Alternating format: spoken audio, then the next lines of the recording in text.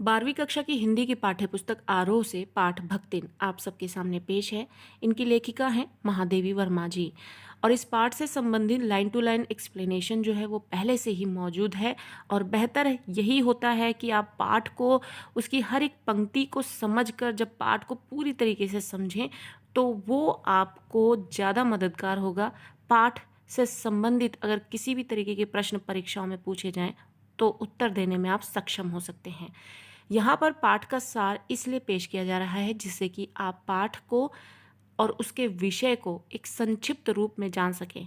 और जब आप पाठ के सार को, उसकी कहानी को समझ लेंगे, विषय को समझ लेंगे और उसके बाद उस पाठ को और तरीके से समझने की कोशिश करेंगे तो वो बेहतरीन तरीके से आपको समझ में आएगा।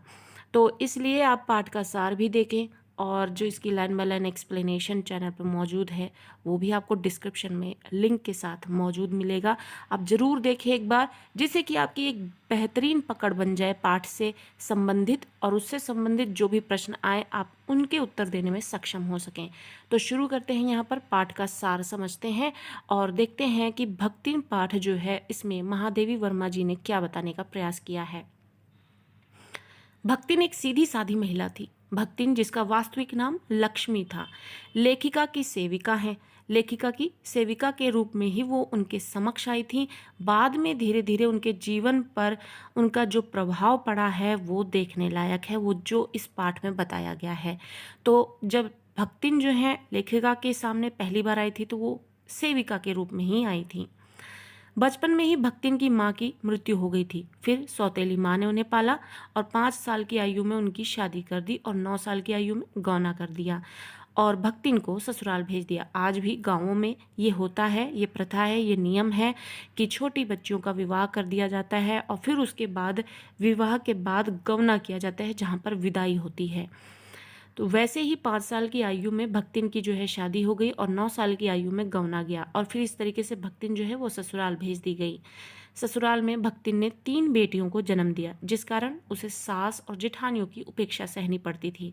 यानी सास और जेठानियों का जो वहाँ पे रुतबा था वो तो था ही, लेकिन रुतबा और भी ज़्यादा बढ़ गया और भी ज़्यादा उनका प्रभाव, नकारात्मक प्रभाव भक्तिन के ऊपर पड़ने लगा जब उसकी 3 बेटियां हो गईं। क्योंकि उन जेठानियों के पहले से ही एक एक बेटे थे जिनकी सेवा में वो दिन रात लगी रहती थी और भक्तिन और उसकी तीनों बेटियों को नौकरानी की तरह व्यवहार किया जाता था, जिस कारण उसे सास और जेठानियों की उपेक्षा सहनी पड़ती थी। सास और जेठानियां आराम फरमाती थीं और भक्तिन तथा उसकी नन्ही बेटियां जो हैं वो घर को और खेतों को संभालती थी, सारा काम करती थीं। भक्तिन का पति उसे बहुत चाहता था। अपने पति के स्नेह के बल पर भक्तिन ने ससुराल वालों से अलगौझा अलगौझा यानी अलगाव कर लिया और अपना घर अलग बसा लिया और सुख से रहने लगी।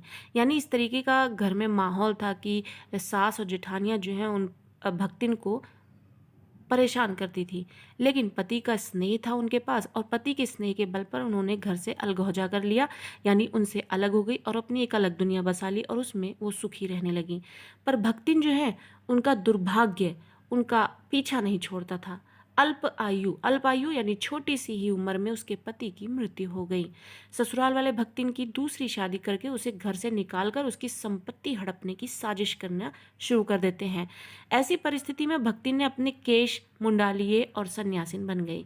जब घर वाले, ससुराल वाले उनको शादी के लिए दबाव डालने लगे कि वो दूसरी शादी करके चली जाए, जिससे कि इस घर में उनका कोई हक ना रह जाए, कोई संपत्ति लेने के लिए वो अधिकार ना रह जाए उनका, इसके लिए वो दूसरी शादी करने को उन्हें मजबूर करने लगे। लेकिन भक्तिन ने अपने आप को अपने पति की विधवा दिखाने के लिए अपने केश मुंडा लिए, अपने केश जो है गिरवा दिए और सन्यासिन बन गई, जिससे कि ये साफ हो गया कि वो अब किसी से शादी नहीं करेंगे, वो किसी की विधवा हैं। तो इस तरीके से उन्होंने अपने आप के साथ इस तरीके का व्यवहार किया दूसरों की वजह से।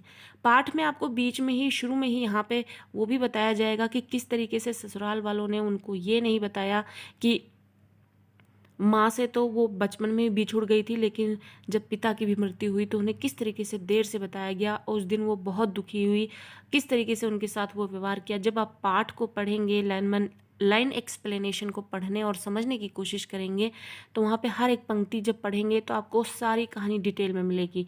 तो ये चीज़ भी आपको शुरुआत में ही मिलेगी, जहाँ पर भक्तिन का जो अपने पिता से अलगाव होता है, प्रकृति के द्वारा वो छीन लिए जाते हैं, और वहाँ पर किस वजह से वो देर से उनको बताया जाता है ससुराल वालों की तरफ से, और फिर जब वो जाती हैं वो भी अनजान होकर मायके जब जाती हैं तब उन्हें पता लगता है कि उनके पिता अब इस दुनिया में नहीं रहे। भक्तिन जो है वो स्वाभिमानी थी, संघर्षशील भी थी। स्वाभिमानी, अपने सेल्फ रिस्पेक्ट उसे पता थी कि कहाँ पे कैसे उसे बना के रखनी है। संघर्ष करना वो जानती थी, कर्मठ थी, यानी काम करना अच्छे से जानती थी, और दृढ़ संकल्प वाली स्त्री थी।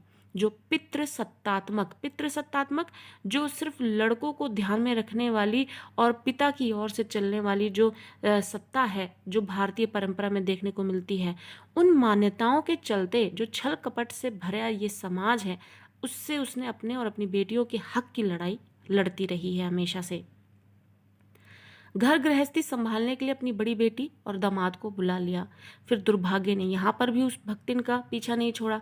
अचानक उसके दामाद की भी मृत्यु हो गई। भक्तिन के जेठ जिठौत ने साजिश रचकर भक्तिन की विधवा बेटी का भी विवाह जबरदस्ती अपने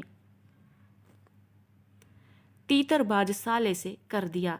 और इस तरीके से जब भक्तिन की बड़ी बेटी भी जो है वो विधवा हो गई तो जबरदस्ती उसके ससुराल वालों ने अपने साले से, तीतरबाज साले से, यानी जो गलत व्यवहार का व्यक्ति हो, वो उस व्यक्ति से उसका विवाह जबरदस्ती करा दिया। और ऐसा माहौल रचा कि पंचायत के सामने उसे पेश करने पर पंचायत ने यही सलाह दी, यही आदेश दिया कि उसको उससे विवाह करना पड़ेगा, और बंद कमरे में उसके साथ गलत व्यवहार करने की कोशिश जैसी साजिश रचकर उसके पंचायत के सामने उसको पेश किया गया, जिसकी वजह से मजबूरन उसको शादी करनी पड़ी।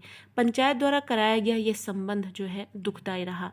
दोनों माँ बेटी का मन जो है वो अब घर गृहस्थी से उचट गया था। निर्धनता आ गई थी, गरीबी आ गई थी। वो कर्मठ तो थी, संघर्ष भी करना जानती थी, कर रही थी, लेकिन इस तरह का जब माहौल तैयार हो गया तो वो उसका घर गृहस्थी से मन उचट गया और निर्धनता भी अब आ गई थी। अब लगान न चुका पाने के कारण जमींदार ने भक्तिन को दिन भर धूप में खड़ा रखा। इस तरीके से अपमान को महसूस करके उस अपमानित भक्तिन ने पैसा कमाने के लिए गांव छोड़ दिया और शहर आ जाती है और महादेवी की सेविका बन जाती है। भक्तिन के मन में महादेवी के प्रति बहुत आदर, समर्पण और अभिभावक के समान अधिकार भाव था। अभिभावक यानी हमारे जो बड़े हैं उसके समान वो उन पर, हालांकि वो महादेवी वर्मा जी की सेविका बनकर आई थी, लेकिन धीरे धीरे रहते रहते आपस में दोनों के संबंध इतने मजबूत हो गए थे कि वो अभिभावकों के समान उस पर, महादेवी वर्मा पर अपना अधिकार, जो कि उनकी मालकिन थी, उन पर अपना अधिकार भाव समझने लगी थी। वह छाया के समान महादेवी के साथ, जिस तरीके से छाया सदैव हमारे साथ रहती है, वैसे ही महादेवी वर्मा जो है अपनी मालकिन के साथ हमेशा बनी रहती थी। वह रातों रात भर जाग कर चित्रकारी या लेखन जैसे कार्य में व्यस्त अपनी मालकिन की सेवा का अवसर ढूंढ ही लेती थी। महादेवी भक्तिन को नहीं बदल पाई, पर भक्तिन ने महादेवी को बदल दिया। भक्तिन जो कि गांव से जुड़ी हुई थी और देहाती रहना सहना और रख रखाव सब था, और महादेवी वर्मा जो कि एक अच्छे घराने में पली बढ़ी और पढ़ी लिखी व्यक्तित्व वाली थी।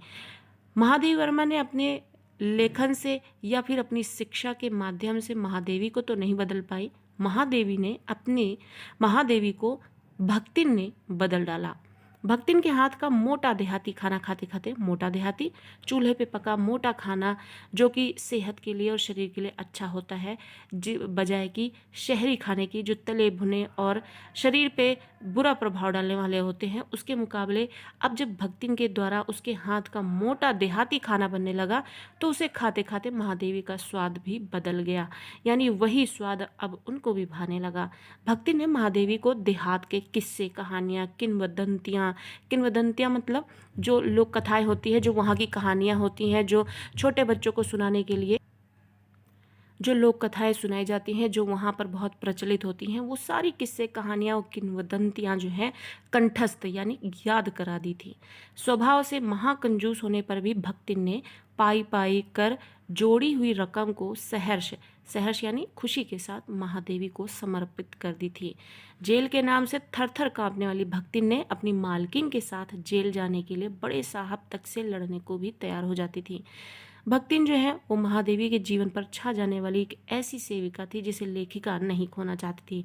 और इस तरीके से जब आप पूरा पाठ पढ़ेंगे तो पाठ के अंत में लेखिका महादेवी वर्मा यानी कि जो लेखिका हैं वो भक्तिन से किस तरीके से आत्मीय रूप से जुड़ गई थी कि वो अपने जीवन में कभी भी अब भक्तिन से अलगाव नहीं सहना चाहती थी। जो अपने घर परिवार से दूर रह सकती थी लेकिन भक्तिन से अलगाव नहीं सह सकती थी। भक्तिन जो एक ऐसी व्यक्तित्व थी जो अभिभावकों जैसा व्यवहार करती थी मालकिन के साथ अपने, और इतना रख रखाव करती थी छाया के समान। जिस तरीके से छाया हमारा साथ कभी नहीं छोड़ती वैसे ही भक्तिन का व्यवहार था।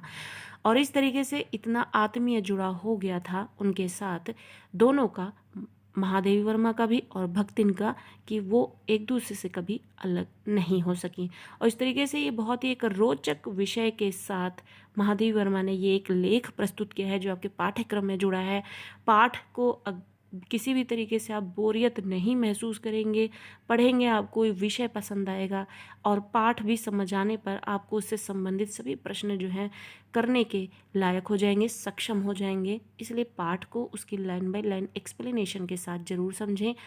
लिंक आपको डिस्क्रिप्शन में मिल जाएगा। धन्यवाद।